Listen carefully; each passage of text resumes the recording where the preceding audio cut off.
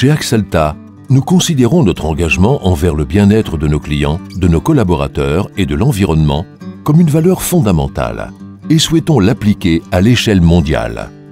Dans ce contexte, nous avons adopté le règlement CLP. En 2009, l'Union européenne a revu sa réglementation sur la communication des dangers afin de se conformer au système SGH des Nations Unies. Les modifications requises sur les étiquettes et FDS pour la conformité CLP doivent aider les travailleurs à mieux comprendre les dangers liés aux produits chimiques sur leur lieu de travail. Voyons ce que cela signifie pour vous. Examinons une dernière fois l'étiquette de sécurité habituelle. Sa structure, comprenant les pictogrammes et phrases risques, était claire et reconnue.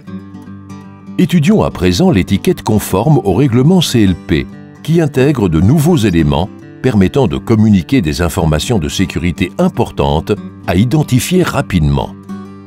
Commençons par la mention d'avertissement. La mention d'avertissement sur l'étiquette indique la gravité du danger potentiel. Il y a deux niveaux de gravité. Danger, pour les dangers majeurs, et attention, pour les cas moins extrêmes. Une seule mention d'avertissement figurera sur chaque étiquette. Les conseils de prudence décrivent les mesures recommandées à suivre pour minimiser ou prévenir tout effet indésirable résultant d'une exposition, d'un stockage, d'un maniement ou d'une élimination inappropriée d'un produit chimique dangereux.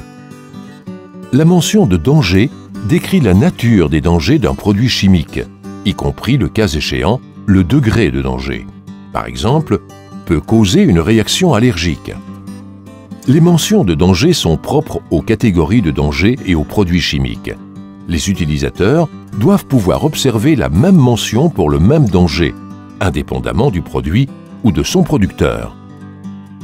L'étiquette CLP comporte un pictogramme permettant d'identifier les dangers potentiels d'un seul coup d'œil.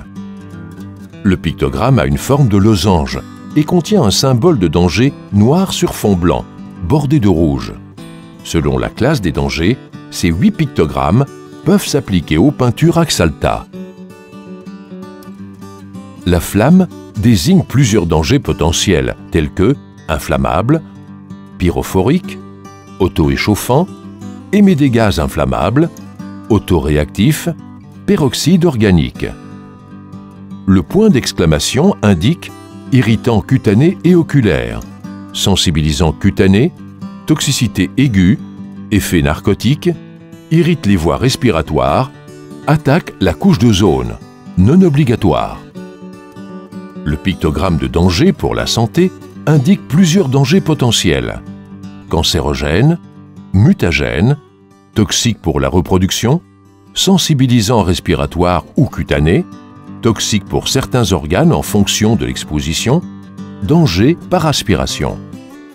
Le pictogramme de corrosion indique corrosion cutanée, brûlure, lésion oculaire, attaque les métaux.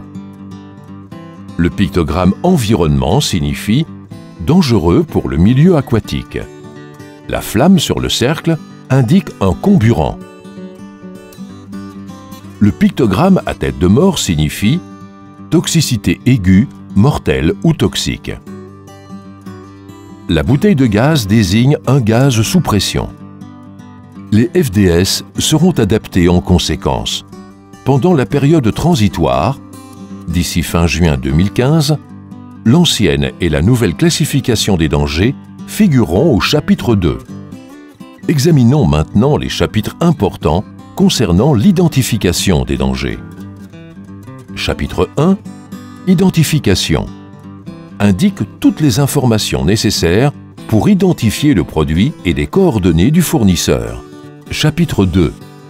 Identification des dangers indique l'ancienne classification des dangers et les nouveaux détails du règlement CLP. Le chapitre 3 donne les détails de composition des substances dangereuses sur lesquelles la classification des dangers des produits est basée. Chez Axalta, nous considérons être les garants de l'environnement dans lequel nous évoluons, des produits que nous fabriquons et des communautés dans lesquelles nous vivons, tout en assurant la sécurité de nos collaborateurs et de nos biens. Notre engagement sur le long terme permet de mesurer notre performance. Nos actes quotidiens doivent faire sens pour nos clients. Dans le même temps, nous nous efforçons de répondre aux attentes de la société partout où nous sommes présents.